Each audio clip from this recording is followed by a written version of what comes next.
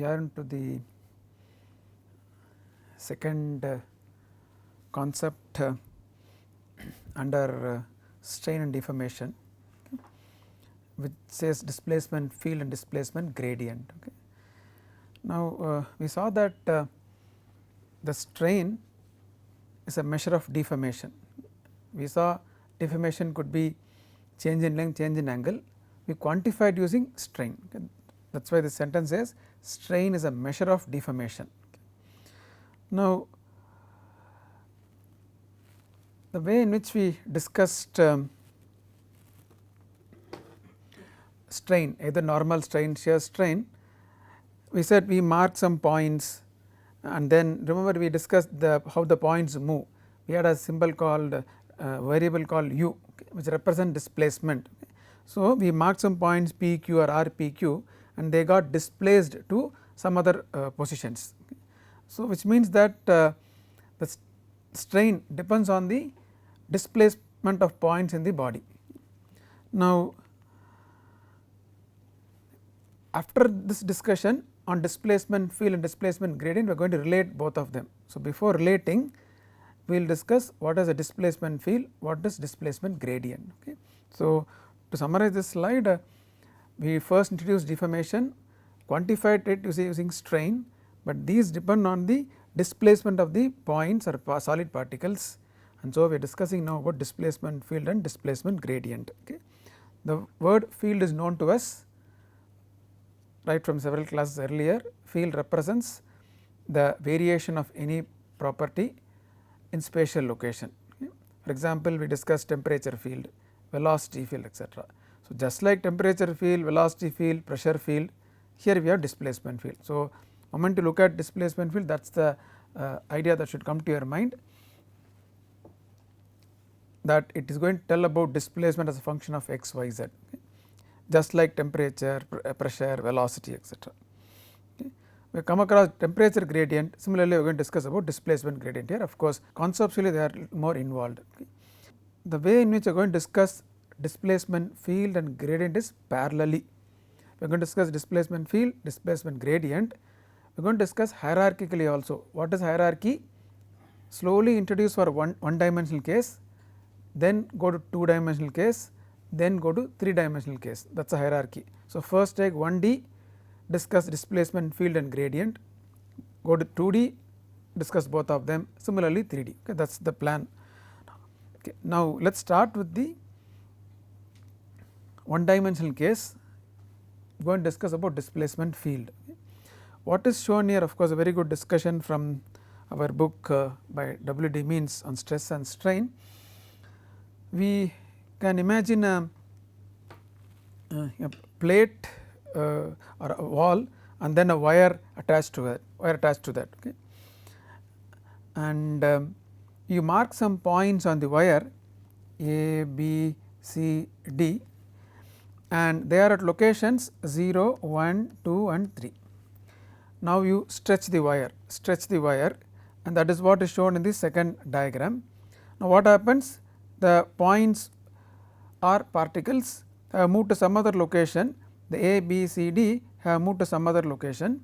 They have moved to location A has not moved, in fact, it is just staying at something like attached to the wall, let us say. B has moved to 2, C has moved to 4 and D has moved to 6.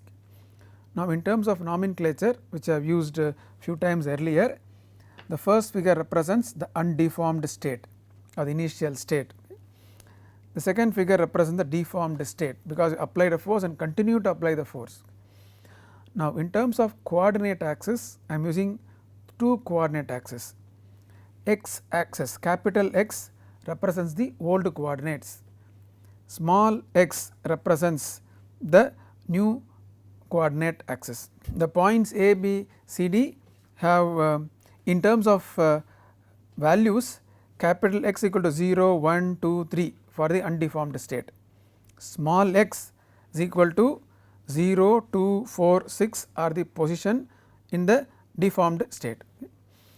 Now, how do we formally say point A has not got displaced, but B has displaced from 1 to 2, and then C has displaced from 2 to 4, and d has displaced from 3 to 6. Remember, the scale is same, only the nomenclature of axis is different. What do I mean that by that? You take the same scale, scale cannot change. See, remember, this 0 and this 0 are same, this one and this one are same, the scale is same, only the axis you used to represent the position or the coordinate is different in the old configuration and the new configuration. For old I use capital X, for the new I use small x. Now, what does the third diagram represent? It represents the displacement of all the 4 points of the 4 solid particles. Let us see how does it represent. Point, now here u represents displacement, it is a vector. Right now it looks like a scalar, but actually it is a vector. So, u vector for point A, point B, point C and point D. Now, point A has not moved, so it is a null vector, u A is a null vector. B has moved from 1 to 2. So, the arrow mark shows a displacement from 1 to 2. C has moved from 2 to 4. So, a displacement of 2 units, of course, all along the x axis. D, which was at position 3, has moved to 6. So, this represents a displacement of 3 units for point D. So, third diagram represents, because we are discussing both, because we are discussing the displacement field, look at the nomenclature here, it says x and x axis are small x axis and capital X axis are superimposed, that also shows we are at the same scale. Okay. So, the third diagram represents the displacement for the different particles A, B, C, D. It shows an arrow from the initial position to the final position. Okay. Let us move on to the next slide, and what is shown here formally is called the displacement field. The displacement field. Why is a displacement field? It shows displacement as a function of position, as a function of position. What happens to displacement field for different particles? Okay. This is what we are going to discuss in the next slide in a more detailed way. Now, the displacement field here use a vector, I have displacement only in the x direction. So, I have denoted that as ux, displacement in the x direction, just like our velocity in the x direction, here we are displacement in the x direction. Now, the displacement field ux can be represented in two ways. What is that? The displacement can be represented in terms of the old axis, that is capital X axis, or the displacement can be represented in terms of the new position axis or small x axis. Let us see how do we represent. Remember, these are the displacements. Remember, we had 0, 1, 2 and 3. The displacements are same. What is shown above the line are displacements. Similarly, the displacements are same, 0, 1, 2, 3, but the variable or axis with which you relate, that differs. In the left hand side figure, you have related this displacement to the old coordinate. So, you are showing the displacement 0, 1, 2, 3 against the old position 0, 1, 2 and 3. In the right hand side, you are showing the displacement against the new position 0, 2, 4 and 6. So, the independent variable which is different in both the two figures, but the dependent variable, the displacement is same in both the cases. The displacement is same, that cannot be changed certainly, but with which you are trying to relate the independent variable, the position, that differs. It could be the old position 0, 1, 2, 3 or it could be the new position 0, 2, 4, 6. Now, I will use let us say grammatically correct English statement. If I want to explain the first figure, I should say that 0, 1, 2, 3 are the displacements that will happen for the particles at 0, 1, 2, 3, because that is the initial state before you applied the force, that is the undeformed state. Now, we applied the force, it has come to another equilibrium state, we are in the final state. Now, if you want to explain using a grammatically correct statement for the right side figure, I should say these are the displacements that has occurred for the particles which were at 0, 1, 2, 3 or which are currently at 0, 2, 4, 6. Okay. So, in one case displacement that will happen, in other case displacement that has happened. Now, you can, what does these two figures tell you? the displacement field, in this case just u x, can be related as a function of capital X or can be related as a function of small x. So, u x is equal to, if you want to relate these two, what is the relationship? Very clear, u x is equal to capital X, 0 equal to 0, at 0 you have 0 displacement, at 1 you have displacement 1. So, just u x equal to x.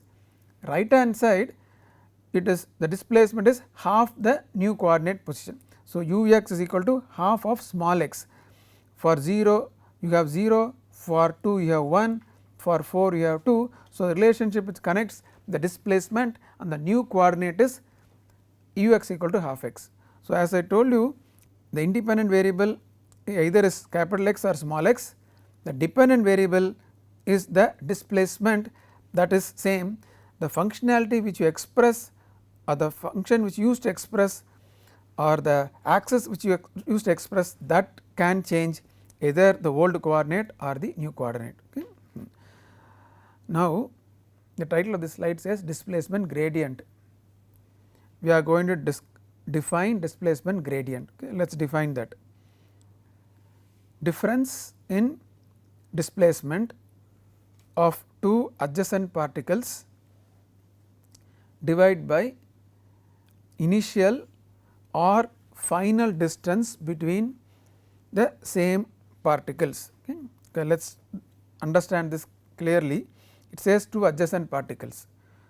As usual, why two adjacent particles? They are very close to each other. We get a point definition of displacement gradient everywhere, that is a common theme throughout. All our equations, all our variables should be valid at a point, definition should be valid at a point. So, we consider two adjacent particles. Of course, here as per the diagram it may be slightly away, but theoretically considering two adjacent particles. And let us say for example, we are considering particles which were at 1 and 2, their displacements are 1 unit and 2 units. Now, difference in displacement of two adjacent particles, the displacement of particle at 2 is 2, which was at 1 is 1, the difference in displacement is 1 unit. Now, what is the denominator? Initial or final distance between the particles. So, now there is a possibility of two choices. The distance between the two particles in the old configuration is 1 unit, but in the new configuration is 2 units. So, now same definition, delta u x by delta capital X is 1, delta u x by delta small x is half. Let me repeat, we are considering two particles which were at 1 and 2, their displacements are 1 and 2. So, the difference delta u x tells difference in displacement, that is 1. Denominator, the first case we are taking the initial distance between the same particles, the initial distance between them is 1. So, giving us value of displacement gradient of 1. The denominator we are using delta capital X, denote distance between the initial distance between the particles. Second alternative is numerator, there is no ambiguity, represent difference in displacement of two adjacent particles, but denominator I take the distance between the final distance between the particles, I take the final distance between the particles which is 2 units. So, I have 1 by 2 as half. The two values of two different ways in which you can express the displacement gradient. Now, the small very small animation tells you to helps you understand better. Okay. Let us imagine like on the same road we have two persons standing and they are initially at these locations, one represented by blue circle, other represented by the orange circle. So, these are their initial position and this is the distance between them in the initial configuration, let us say, and both of them are the same line. Just for understanding I have shown separately. Now, let us say they start walking and then after the same time, let us say one walks much faster, the other walks slower, and these are the final position of the two persons. Now, to evaluate this, let us say you want to evaluate the displacement gradient for these two persons, this first person has, this is a displacement of the first person and this is a displacement for the second person. The numerator is difference between these two lengths, these two distances. Now, denominator, either you can take the initial distance between them or the final distance between them. Okay. That is the analogy between, here we are discussing particles, little bit easier to understand. If you take two persons, they are at two different locations, they start walking, depending on the rate at which they walk, they are at two different positions, and the first person displacement is so much, second person displacement or the distance walked by the person is so much, that difference is the numerator. Now, divide by the distance between them, you take the initial distance or the final distance. Okay. So, what we have introduced is a displacement field. Why is a displacement field? In this case, it is only one dimension. So, u x only is considered, either it is a function of capital X or small x. We said displacement, any field is a expressing a property or a variable in terms of x y z coordinates. In this case, only one component u x as a function of only one variable, either capital X or small x. Now, we have been telling capital X, small x, etc. That of course is difficult to understand and take forward also.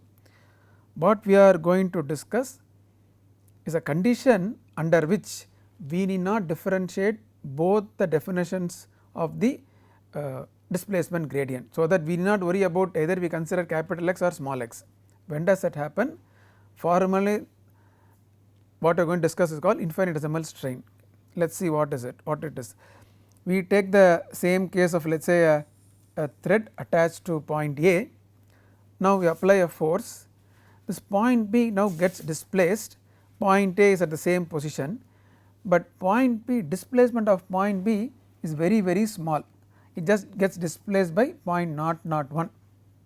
Now, if you look at the difference in displacement, what is that? This displacement is 0, point B got displaced by a small value 0.001. So, difference in displacement is 0.001. Okay. B got displaced by 0.001 units, A did not get displaced. So, difference in displacement is 0.001 minus 0 is 0.001, that is the difference in displacement. Now, what is the distance between them? In the initial state, we took let us say a wire of thread of length 1 unit, that is a distance between A and B. Now, in the final configuration, the distance between them is 1.001. Okay. Specifically, we are taking going up to the third decimals, you will understand why do I do that. So, initial distance between them is 1 unit, the final configuration distance between them is 1.001. Displacement does not depend on whether you take initial distance or final distance, that is anyway 0.001. Now, we will calculate the displacement gradient based on the two options we have. The first case, delta u x by delta capital X, delta u x is 0.001, the difference in displacement, denominator is 1.000, to be very specific, we have taken up to 3 decimals. The value of the displacement gradient is 0.001, option 1. Coming to option 2, we have delta u x divided by delta small x.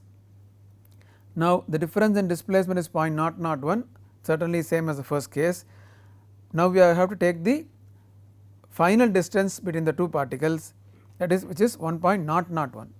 If you divide, the value of displacement gradient is 0.000999, and this is roughly same as this one. So, what do we conclude? If the displacement is very very small, if the strain is very very small, then both the derivatives are same, and we will use our very familiar derivative delta u x by delta small x, or in terms of partial derivative dou u x by dou x. Why? Eventually u x is going to vary with x, y, z, etc. So, we have to represent using partial derivative, and that is why we call this as infinitesimal strain. This is an assumption under which we are going to work throughout our solid mechanics. We will discuss more about this later. Right now, the conclusion from this slide is that if the displacement is very very small, if you want it in terms of normalized way, if the strain is very small, if it is infinitesimal, then either you can work in terms of this definition of the displacement gradient, or this we are very familiar with the small x and we are going to work with dou u x by dou x. Okay. Now, let us move on to same discussion extended to two dimensional case. We will discuss displacement field, displacement gradient. Okay. Now, what is shown here is a plate. The red dots show the some points identified or particles identified in the plate in the undeformed configuration, the initial state. We apply a force, it gets deformed, it reaches another equilibrium state. Now, whatever points you identified earlier have now got displaced and those are shown as the blue dots. So, something like the plate which was of course little more exaggeration, it was which was like this, the red one have become something like this. Okay. Okay. Now, if you look at this, the case of a two dimensional displacement, we have taken this example to illustrate this illustration to discuss two dimensional displacement field. Now, because it is 2D, we will have to consider u x and u y. What is u x? Displacement in the x direction. Now, let us take an example. Let us take these particles around this region, around in this horizontal line. If you see these two particles, the same particle in the initial state and final state, it has got horizontally displaced, there is a u x. If you take these two, the u x, there is a u x, the displacement in the x direction is different from these two points. Now, as you go along the x axis, the horizontal displacement or u x keeps increasing as a function of x. So, u x changes with x. Remember, u x is displacement in the horizontal direction along the x axis. So, the difference, the x coordinate distance between these two dots represent the u x value, that u x value keeps increasing along the x axis. Now, let us take particles around this vertical line. Now, you have to, if you look at the, once again focus on the x displacement, there is a small x displacement and then slightly more x displacement, slightly more. So, the x displacement is increasing as you go along the y direction. So, u x changes with y as well. Okay. U x represent displacement in the x direction. In this example shown, it is varying along the x axis, it is varying along the y axis. Specifically in this example, they are increasing along x axis, increasing along y axis. Okay. So, u x is a function of x comma y. It is analogous to, because they discuss about fluid mechanics and so on, it is analogous to the x component of velocity varying along x direction and y direction. Okay. X velocity seems easy to understand because it is displacement, because we are not very familiar with that, slightly difficult to get along with it, but just tells you the x direction movement of a particle which you are focusing, and just difference in x coordinate gives you x displacement. Now, let us talk about the y displacement, displacement in the y direction, which is u y. Now, what should you consider? Let us consider the particles in this region along this horizontal axis. Now, I want to focus on the vertical displacement, which means that I should consider the difference in the y coordinate. Here there is hardly any vertical displacement, but now if you see, there is a vertical displacement between the red and blue dot, that vertical displacement is more here, still more here. So, the vertical displacement increases along the x axis, that is what we are going to say next. U y changes with x. So, u y increases with x. So, vertical displacement is a function of x coordinate. Now, if you focus let us say particles along around this region, then considering these two particles and there is no displacement in the y direction. If you consider these two remember they are the same particles in the initial state and final state. So, if you consider the red and blue dots, there is y displacement. If you consider these two particles, there is once again y displacement is more than the earlier set, and this y displacement keeps increasing as you go along the y axis. So, u y changes with y as well. So, the vertical displacement changes along the x axis, vertical displacement changes along the x axis, vertical displacement changes along the y axis also. U y as a function of is a function of x comma y. Combining these two, the u vector can be expressed as u x I vector, u y j vector. U x is a function of x comma y, u y is a function of x comma y. This is similar to our velocity field. V vector is equal to V x x comma y I plus V y x comma y j. Okay. So, what we have seen is an example for displacement field in 2 dimensional case, where we have both displacement x direction and y direction, both of them vary in x and y direction. Okay.